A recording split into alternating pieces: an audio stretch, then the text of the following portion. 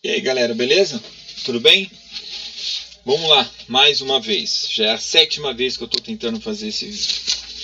Mas vamos ver se dá certo. Primeira coisa, galera, a gente havia combinado de fazer a correção das páginas 48 até a página 55, 56, certo? Muito bem. Tem um texto aí, um conto, conto do Luiz Fernando Veríssimo, né? Que tem bastante questões aí que são muito interpretativas. E a gente pode discutir se vocês quiserem e tiverem dúvida na live, tá bom? A questão E, a resposta é o item 1, que fala lá da fala coloquial em registros linguísticos adotados pelo interlocutor, tá bom? Essa dá para eu responder direto para vocês. A 4, na página 50, vai discutir a questão de explique, né, me disseram, né, como ele começa o texto dele lá falando me disseram, o colega fala disseram-me, né? A gente viu no poema Pronominais do Oswald de Andrade que não se começa a oração com pronomes, o caso oblíquo, né? Então seria a explicação para essas questões da 4, tá bom? Enfim, aí a frase, né, o correto é disseram-me ou me disseram, né? Se você for pensar na linguagem informal, tanto faz. Se você for pensar na linguagem culta, né, na linguagem seguindo a norma da língua portuguesa, o correto seria disseram-me, né?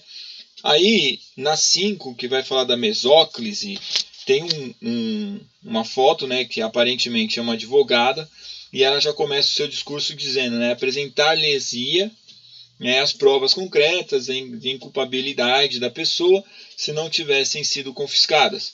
Então, obviamente que a resposta que você vai encontrar aí não é a linguagem do nosso dia a dia, é uma linguagem rebuscada, só de usar a mesóclise já mostra, né, o rebuscamento linguístico.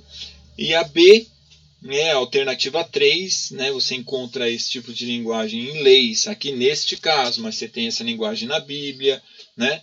Depois vai perguntar em que outros momentos vocês acham que vocês encontram esses textos, essa linguagem, né, a mesóclise, né, utilizando a linguagem utilizando a mesóclise. Bom, além dos textos jurídicos, em convites de casamento, costuma-se pôr, né, em convites de boda, enfim, né? E aí a 3, a resposta já está embaixo, né? É só você copiar, né, que o verbo está flexionado sempre no futuro do presente ou no futuro do pretérito. Essa é a resposta. A questão 6, novamente, vai trazer umas questões também interpretativas. A gente pode discutir isso junto se vocês quiserem. E a 7 está falando o seguinte, né? Você tem aí um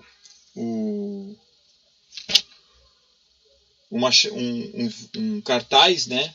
E ele diz o seguinte, ó, qual é a função do advérbio nesta placa, né? Perigo, não se aproxime. Obviamente que é para você não chegar perto, porque pode ser perigoso, né? Não tem segredo aí nesse caso, né? Não é não precisa nem ser um bidu para entender que você não pode passar por ali, né? Um advérbio de negação. Não, o sentido é proibido, né? Nesse sentido. Deixa eu passar aqui para o nosso modelinho, ó, porque daqui a pouco a gente vai precisar, né? Então vamos lá. Então, esse é o sentido negado. A revista Galileu, olha lá, ó, o que te motiva, né? E aí faz uma série de perguntas. Olha lá, primeira, tendo em vista o pronome oblíquo utilizado, é possível afirmar que a chamada se dirige a um leitor? Obviamente, né? Está na capa da revista e está se dirigindo ao leitor. A chamada é constituída de uma frase interrogativa? Sim, tem uma interrogação lá, né? E o pronome oblíquo foi colocado antes do verbo, pois capas de revistas não se usa a variedade padrão. Não, se usa não padrão não tem nada a ver. Então a resposta aí nesse caso é a D, tá bom? Bom, aí Continuando, nós temos a utilização, aqui o exercício, nós estamos falando da próclise. Então, próclise, olha lá, vem antes do verbo: não me ofertaste flores ontem. Então, aqui se trabalha na 8, né? Depois você tem lá, assinale as frases em que o pronome indicado entre parênteses deve ser adequadamente posicionado em próclise, tá bom? Então vamos lá. Em próclise, né, ele vem antes do verbo. Então, olha lá, aqui se trabalha, né? No caso da segunda, seria contarei-lhe, né? Então não é, assustaram-me. Então, olha lá, de forma alguma devolveram o que me emprestaram, o que nos emprestaram, tá bom?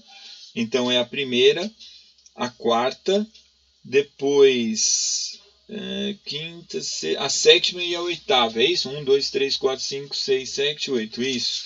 Como pôde perceber, essa não é uma resposta correta, essa não é a resposta correta. Como se pôde perceber, essa não é a resposta correta. Em confirmado o resultado, sairemos para comemorar essa noite. Em se confirmado o resultado,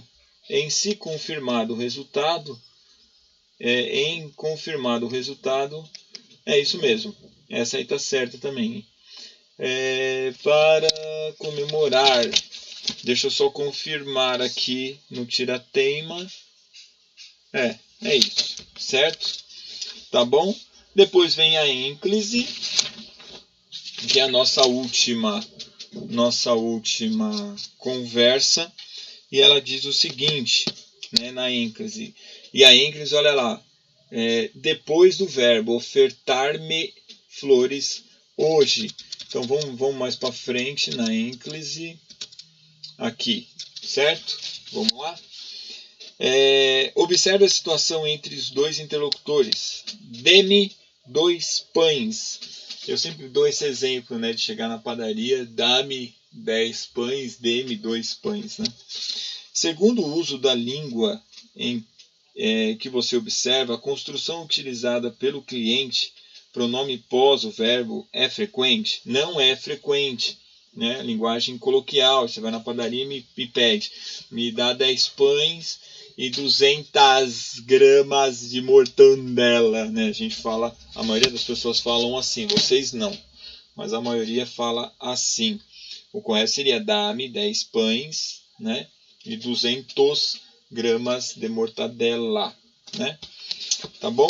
A posição do pronome na fala do cliente está de acordo com a norma padrão? Sim, está de acordo com a norma padrão. É o mesmo caso que a gente usou lá no exercício anterior.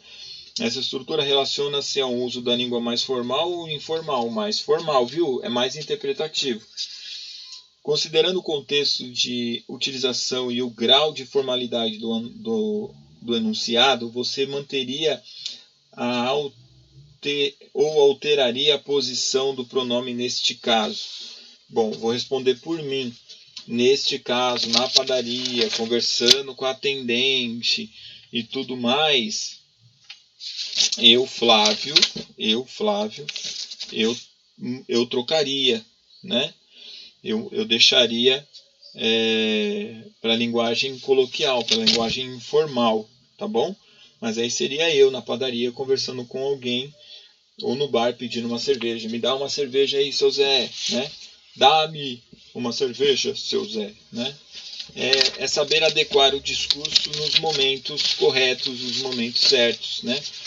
Eu lembro quando eu tive uma palestra na faculdade sobre isso, o cara disse, né? Imagina você, engenheiro agrônomo lá, especialista em tomate, é convidado a dar uma palestra, aí vai lá com data show, laser, né, efeitos e tal, e começa a falar da produção do tomate com linguagem técnica, rebuscada e tudo mais.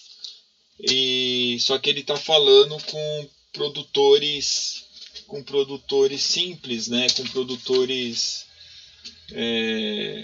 com agricultura familiar, né? Aquele monte de tiozinho que tem pequeno cultivo, né? E não tem estudo às vezes, ou pouco estudo. Os caras não vão entender nada, absolutamente nada, porque eles conhecem na prática, né? Conhecem pelo tato, pelo cheiro, né? Por apalpar, né? Pelo sabor. Então não adianta vir com um manual de instrução da parada que eles não vão entender. Então é saber utilizar a linguagem em dados momentos, né? Então quando você vai conversar com acadêmicos, tentar ser o mais polido possível. Lembrando que nem os acadêmicos têm o hábito de ficar corrigindo e etc. A não ser que a pessoa o permita que o faça. Então essa é a discussão desses pontos das questões aí, tanto do poema do Oswald quanto os demais. Então, como a gente tem muito ali de reflexão, né, a gente pode abrir essa discussão na live, se vocês o quiserem, tá bom? Então é isso, galera. Só para a gente poder continuar esse link aberto, né, esse canal aberto, e a gente ainda vai falar muito sobre isso, porque ainda tem a hora de estudo, ainda tem o caderno de atividades para a gente corrigir e trocar ideia, tá bom? Por hora é isso. Beijão, fica com Deus.